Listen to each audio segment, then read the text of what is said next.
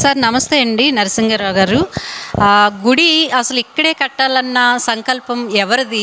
దీన్ని నిర్మించిన వారు ఎవరు? మాకు మా ప్రేక్షకులకు వివరించండి. నమస్తే అమ్మా, నా పేరు నరసింగరావు అమ్మ. నేను ఇక్కడ executive member. Temple day to day activities అన్నీ చూస్తూ ఉంటాం.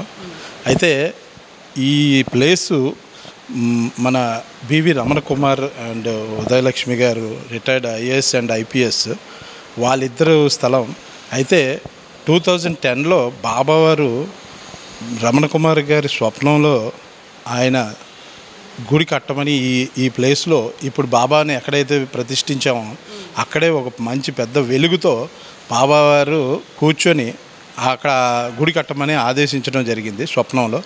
ఆ వెంటనే ఆ విషయాన్ని మేడం గారితో, ఉదయలక్ష్మి గారు ఐఏఎస్ ఆవిడతో ఇలా జరిగిందని పంచుకోవడంతో మేడం గారు వెంటనే బాబా గారి ఆజ్ఞకి మరి మనం ఇంకొక మాట లేదని చెప్పి వెంటనే బాబా టెంపుల్ కడదామని నిర్ణయించుకున్నారు. అయితే 2010లో మొదటగా ఇక్కడ ఒక పెద్ద మామిడి చెట్టు ఉండేది, చాలా సంవత్సరాలు తరబడి ఉన్న మామిడి చెట్టు ఉండేది. ఆ చెట్టు ఈ టెంపుల్ కట్టాలి అంటే మళ్ళీ ఆ చెట్టును తీయాలన్న ఆలోచనలో అన్నయ్య గారు ఆలోచనలో ఒక షెడ్ లాంటిది నిర్మించి బాబా పటం పెట్టి కొన్ని సంవత్సరాలుగా అక్కడ భజనలు, హారతులు అన్ని పూజలు జరుగుతూ ఉంది. అయితే టెంపుల్ కట్టాలనే ఉద్దేశం ఉంది. బట్ ఆ చెట్టుని, పచ్చని చెట్టుని, ఎన్నో సంవత్సరాల నుంచి ఉన్న చెట్టు తీయాలన్న ఆలోచనలో ఆయన అలా మదన పడుతూ ఉన్నప్పుడు హుదూద్ టైంలో ఆ చెట్టు దానంతలు అదే వేర్లతో సహా పక్కకు అలా బాబా పటం పడలేదు, చెట్టు మాత్రం పడింది. ఆ షెడ్డు ఏది పోయినా కడే బాబా పటం మాత్రం పడలేదు. అది ఒక పెద్ద మిరాకిల్. ఈ ఏరియాలో అందరూ కూడా, ఈ ఆపోజిట్లో ఉన్న బస్ షెల్టర్ కూడా ఎగిరిపోయింది, కానీ బాబావారి పటం మాత్రం పడలేదు. సో షెడ్ కూడా పడలేదు. అలాంటి మిరాకిల్ని ఇక్కడ అందరూ కూడా ఆ రోజు చూసి అందరూ కూడా బాబావారి మహిమని ఆ రోజు అందరూ తిలకించారు. అయితే ఆ తర్వాత గుడి నిర్మాణం జరిగింది. గుడి కూడా చాలా వెంటనే ఈ 5 ఫ్లోర్స్ కూడా జరిగింది. టాప్ ఫ్లోర్ ఆడిటోరియంగా ఉంచాము. తర్వాత 4th మన మెడిటేషన్ సెంటర్గా ఉంచామండి. ఈ 3rd ఫ్లోర్ బాబా మందిరం ఉంది, కింద ద్వారకామయ్య ఉంది. ఆ కింద ఫ్లోరు కిచెను, డైనింగ్ అంతా ఉంటుంది. ఇక్కడ ప్రతి వారము, లక్షవారం ప్రతి వారికి అన్నదానం జరుగుతూ ఉంటుంది ఎవ్రీ వీక్.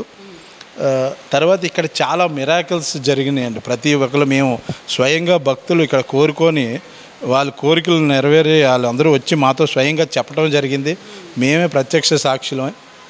అయితే ఈ టెంపుల్ కట్టేటప్పుడు మొదట్లో బాబావారి ఈ ఏరియా 2010లో అంటే ఒక సింగిల్ రోడ్డు ఉండేది, ఒక బస్సు వస్తూ ఉండేది.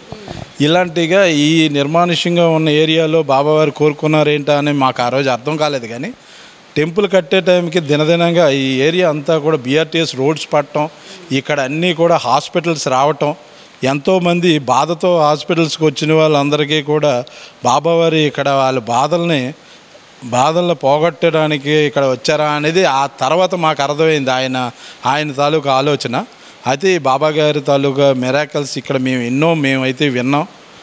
ఈరోజు కూడా నేను అలా అంటే నాకు కూడా గూబాంస్ వస్తున్నాయి.